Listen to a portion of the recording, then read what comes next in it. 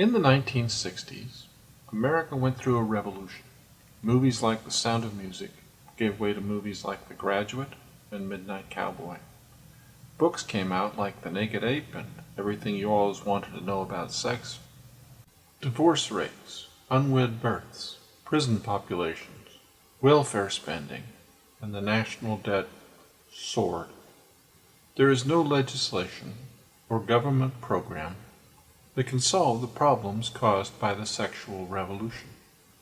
The only thing that can fix them is a counter-revolution, where Americans once again stand up and defend moral values that make for a healthy and prosperous society.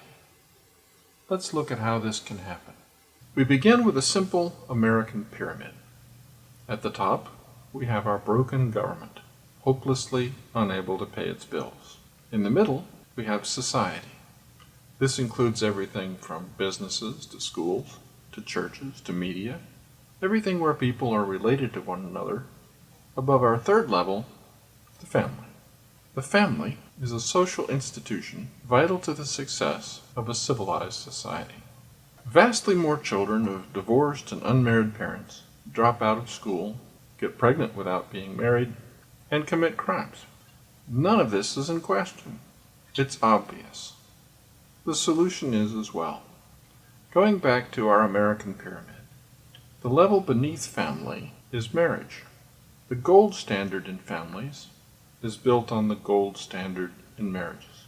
Great mothers and fathers working together are far more likely to have children who go to college, get the best jobs, and have the most successful families of their own.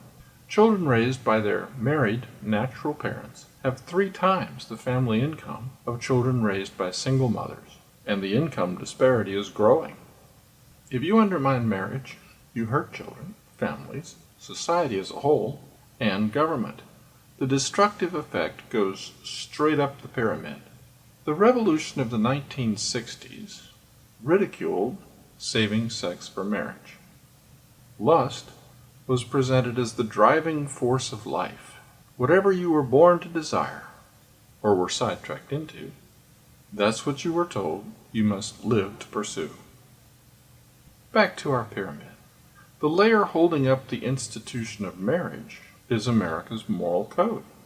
This code, based on the Bible, calls for sex to be reserved for marriage. This is not to say even our founding fathers all lived by the code, but not one of them would have denied it existed or wanted it abandoned. Going back to our American pyramid, if we get to the foundation, beneath the moral code is belief in God. Without this belief, the moral code is flexible. If the moral code encourages sex outside of marriage, the pyramid above crumbles. If God is a loving God, then his laws exist for the benefit of mankind. They're like the owner's manual that comes with a car. Do this and your car will run well and last a long time. Ignore the manual and you could ruin your car. Whether or not you believe in God, answer this.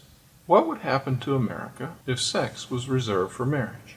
Not by government edict, but by the voluntary, virtuous behavior of the people. More children would be raised by both parents, poverty would be greatly diminished, and demands for government aid would plummet. Look on the back of a dollar bill. There's a pyramid with a motto in Latin. In English it means, He, referring to God, has favored our undertakings. Increased divorce rates, fatherless families, poverty, crime, and debt is not God's favor. C.S. Lewis explained it this way. There are 2 kinds of people, those who say to God, Thy will be done, and those to whom God says, Okay, have it your way. You don't even have to believe in God to see this. It's common sense. So how can we have a counter-revolution? Culture is driven by the media. The media is driven by ratings. Ratings are driven by viewers. You vote many times a day. Stop watching media, including news programs, that advance the sexual revolution.